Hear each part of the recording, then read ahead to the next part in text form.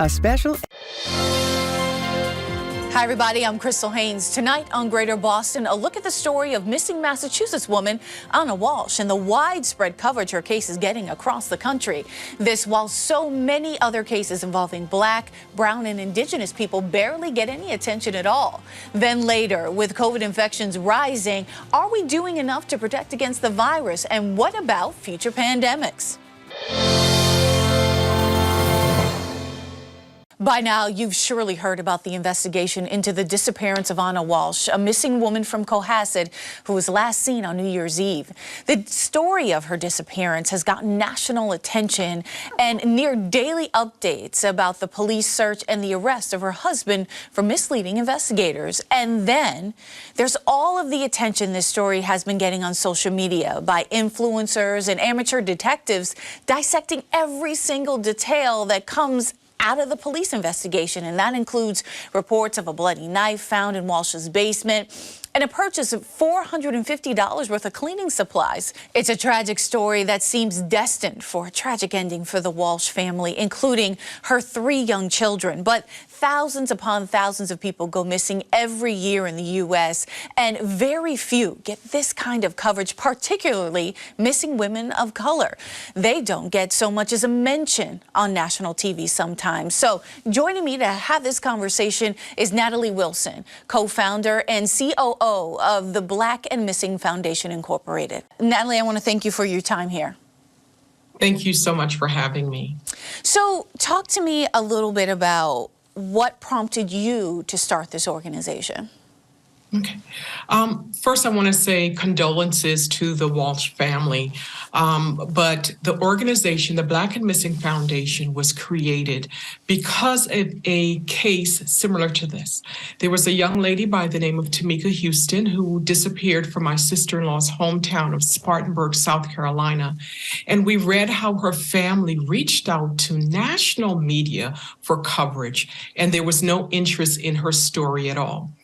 Weeks later, Lori Hacken disappeared, and she dominated the news cycle. And, you know, Tamika's aunt, Rebecca, reached out to those same reporters, same programs, same networks, and there was no interest in her story at all. So Derek and I did some research, and at the time we found that 30% of all persons missing were of color.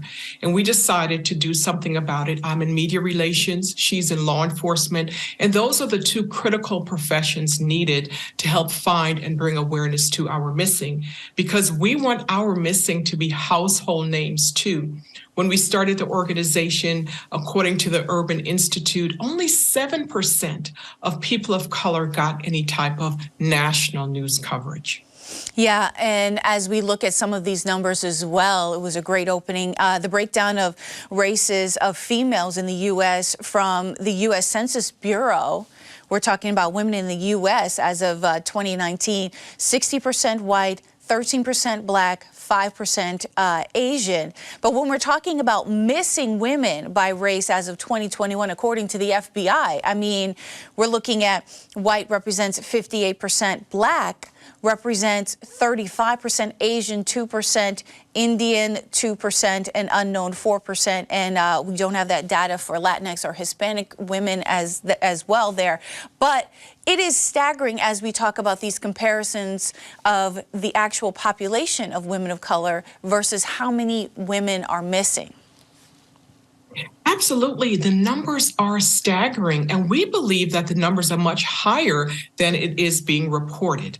But what we do know that Black women, women of color, are more susceptible to domestic violence. They are victims of sex trafficking, which causes them to be missing.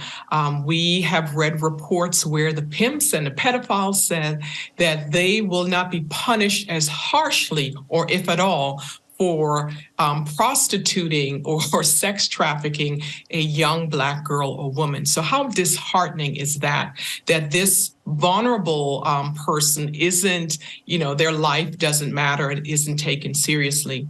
But we also have to look at the gatekeepers that are really, initiating these investigations. What we're finding is that oftentimes when a young girl is reported missing, she's classified as a runaway.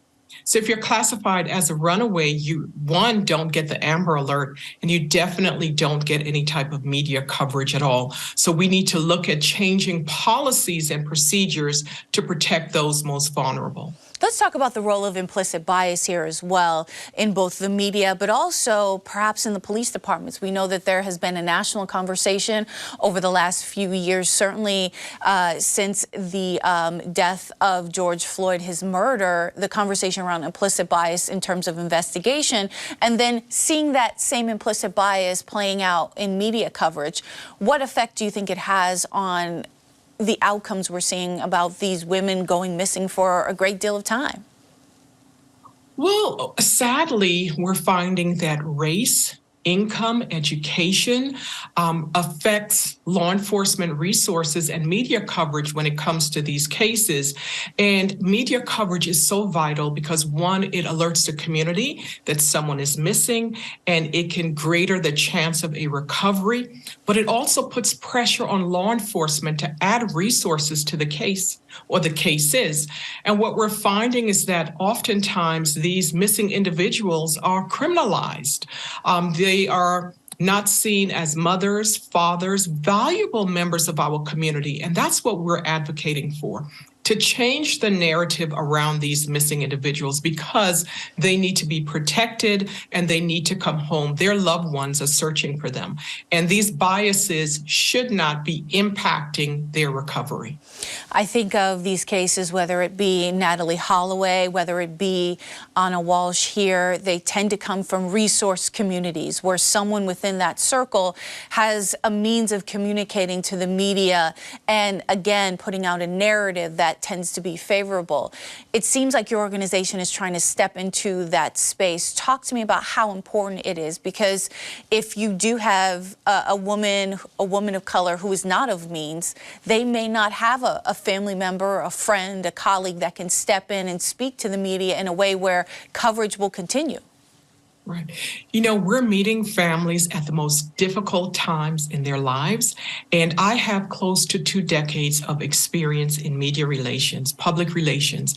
And I've created partnerships around the country to help these families to get the exposure that's so vital in finding their missing loved ones. So we work with them from the very beginning to the end so that they can get the answers. There's never closure. Families say there's never closure on a case, but we hold their hands, we look like them, we want to help them, and they are part of our family in this movement to help us find us. You know, I want to point to Columbia Journalism Review. They actually created an interactive experience where you can put in your own data and find out how much news coverage would you get.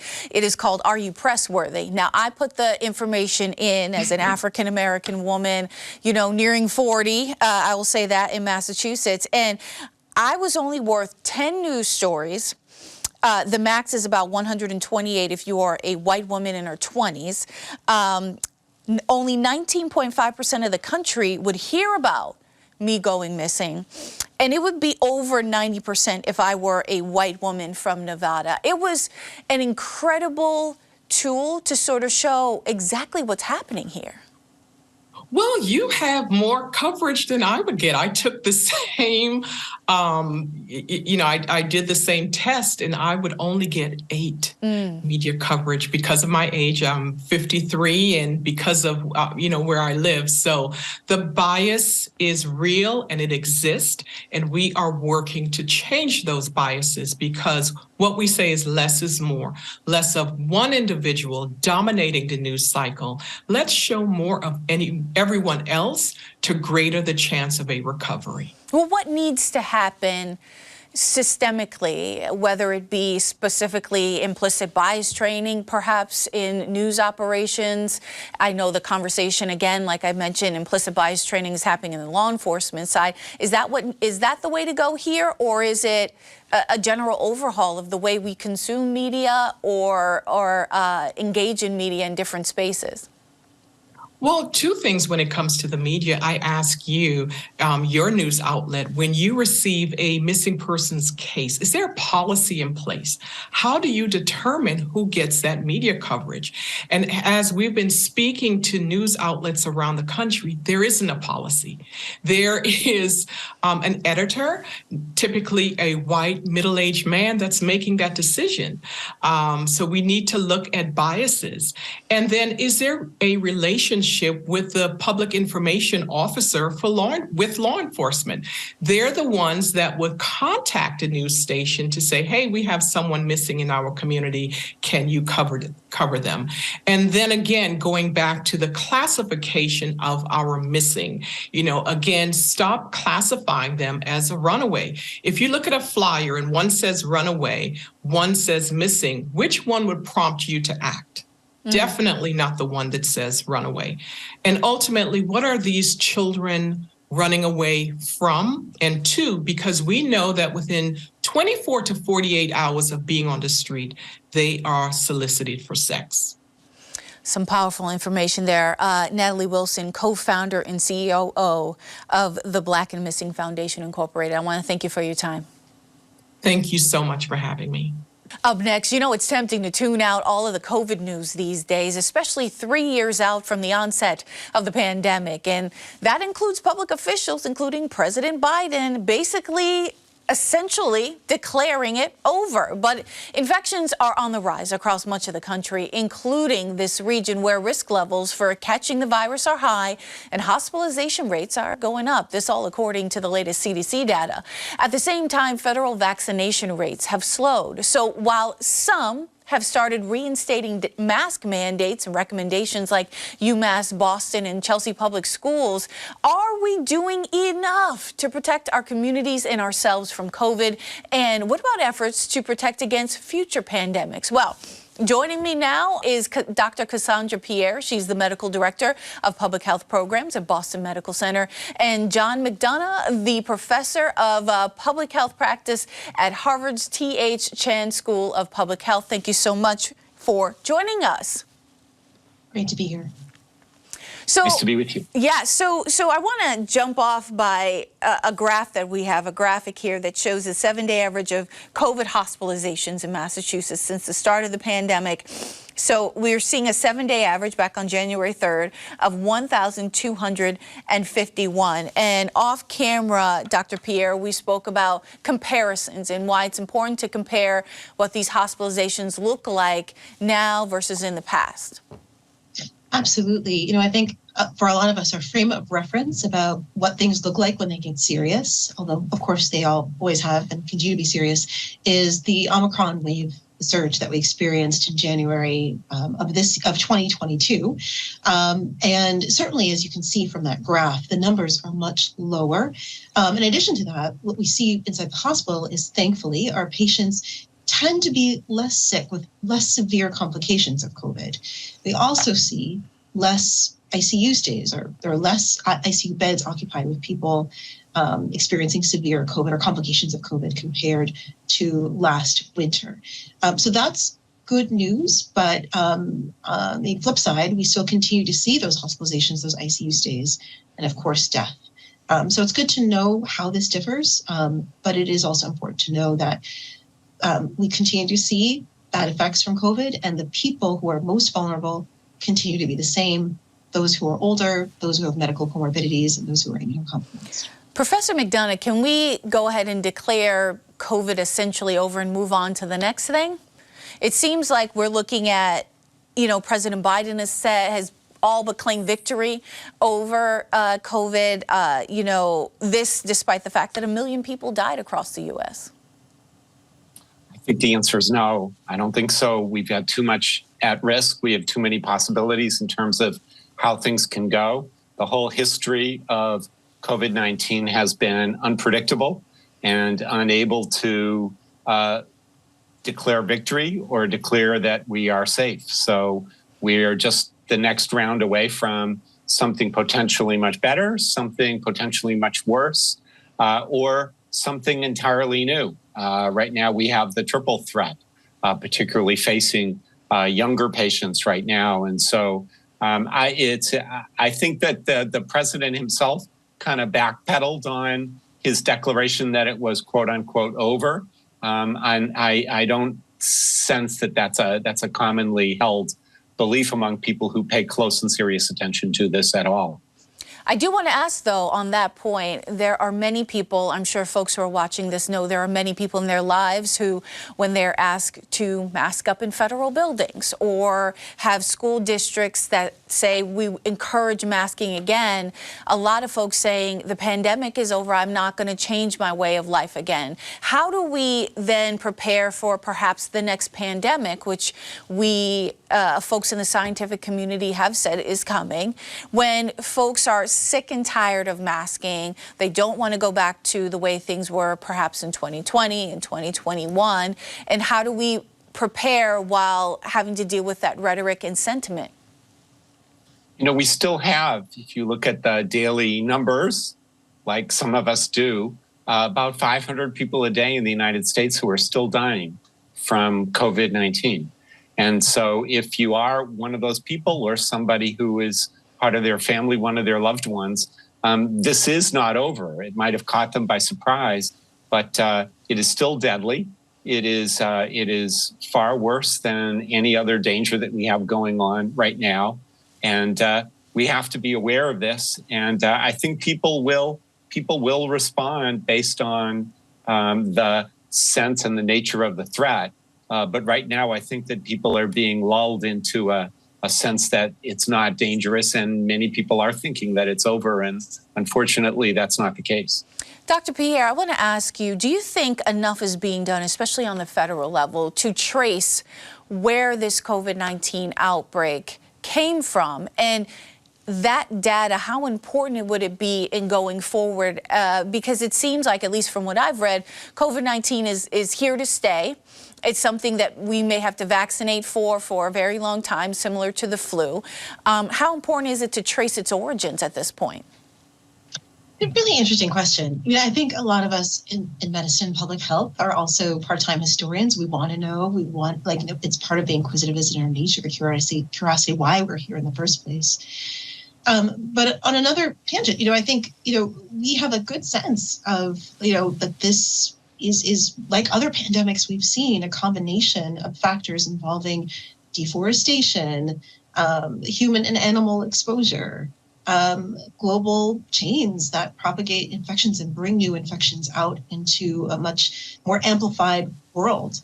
And so I think we have a sense of how that works, and the specific mechanics of what town it may have come from, I think, is immaterial for what we're experiencing now. I think it's more important to understand what we've talked about, what the numbers look like at any given time, and to know how best to protect ourselves and our loved ones moving forward. So I think when people talk about the origins of COVID or SARS-CoV-2, the virus that causes COVID, there is a bit of a political undertone and desire to blame. And I don't think it really serves any of us well at this point. Everyone loves a good mystery novel, or many people do, I do.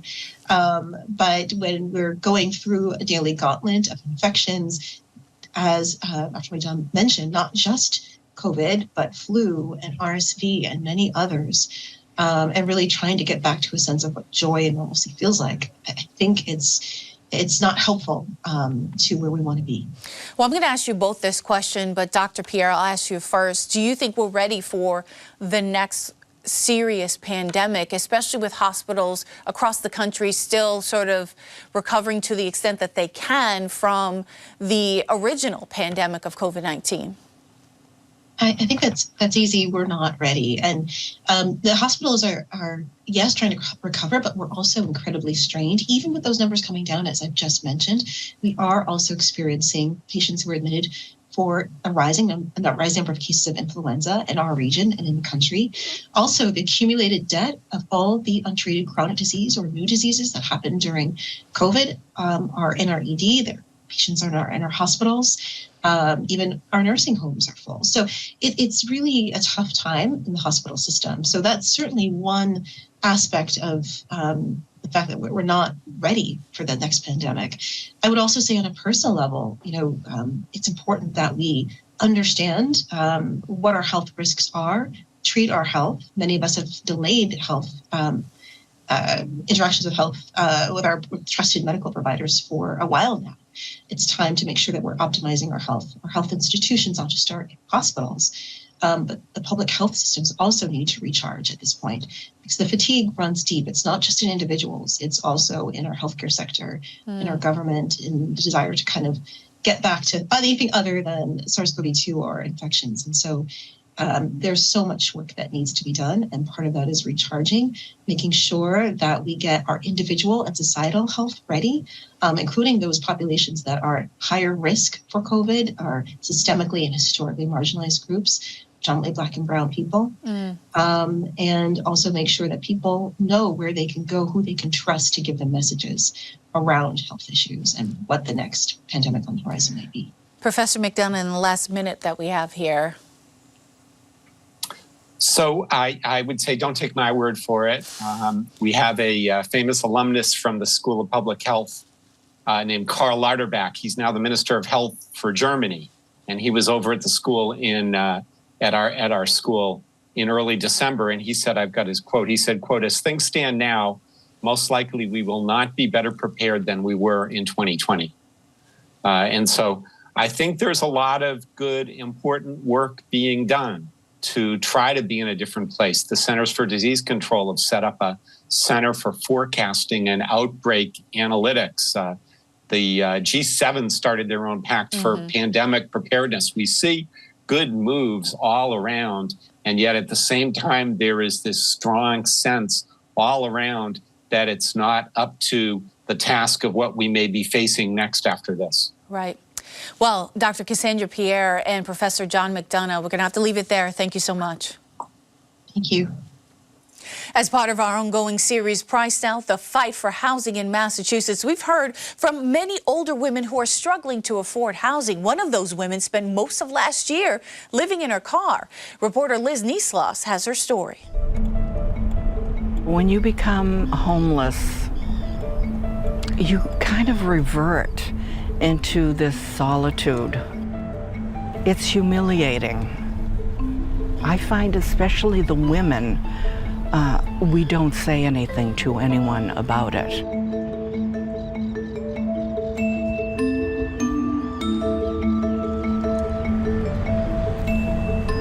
My name is Judith, and I've been living in my car at 72 years old since the end of February. Good morning. I'd like a medium-sized black. Okay. I'm not always this sweet sounding either. It's a facade. It's the first thing I do when I get up and start my day. I go and get a cup of coffee. And then I head across the street to this cemetery and organize my car for the day.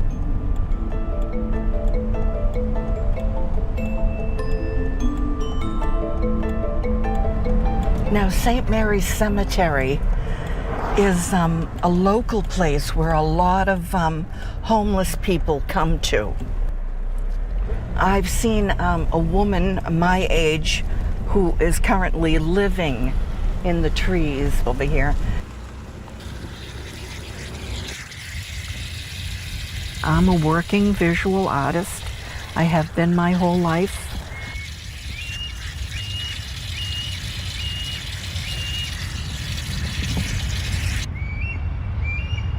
Once a woman is single and aging, she has no safety net, none. For the last 5-6 years of my work life, even with my Social Security, I was not able to pay a rent with that combined income. What were you doing? I was working as a cashier at the Market Basket.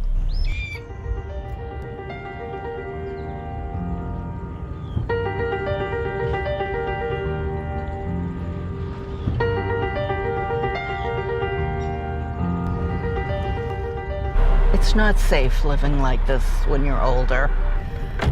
You have to drive everywhere you need to go. If I'm going to have something to eat, I have to go someplace to get food.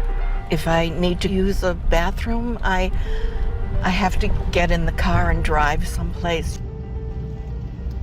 We're at my storage container, and this is where I had the movers bring all of my belongings. A lifetime of work and collecting, and this is it. I kept my drafting table, and I tried to keep it open because I was hoping that maybe I could work a little bit from here, but it's ridiculous, impossible.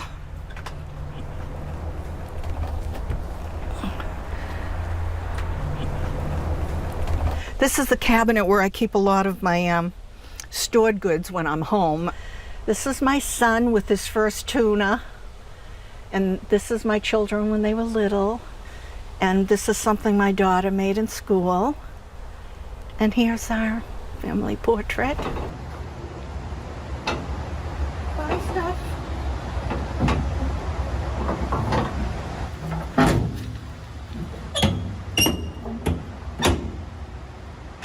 Here I am on the Rowley site at apartments.com, and there's one rental available, and it's for $3,500.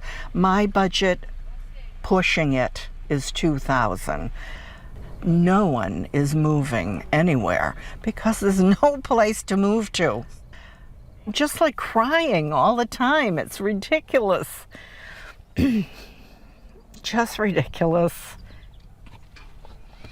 I don't know, I guess I expect more of myself. This is another adventure. I'm just too old for it anymore.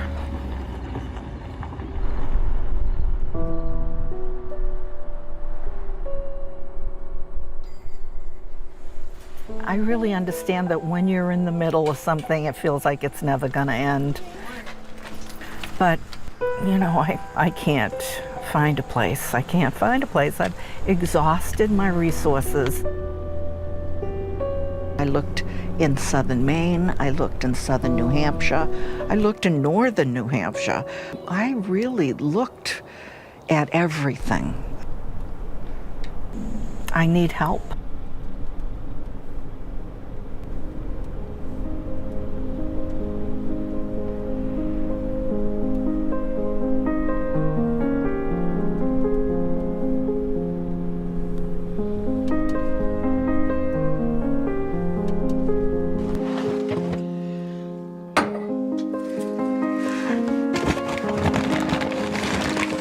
Welcome things, welcome my cooking supplies to our new home. It's not quite real yet. I just expect it to go away at any second. Is that you, my pie? Yes, it is. It's so nice to have you living with me again.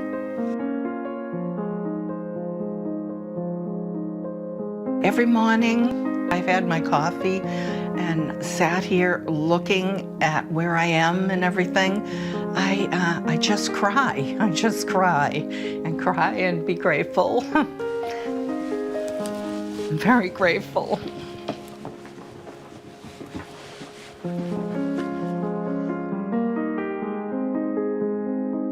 You can find more at gbhnews.org/priced out. All right, everybody, that's it for tonight. We'll be back tomorrow. I'm Crystal Haynes. Thanks for watching.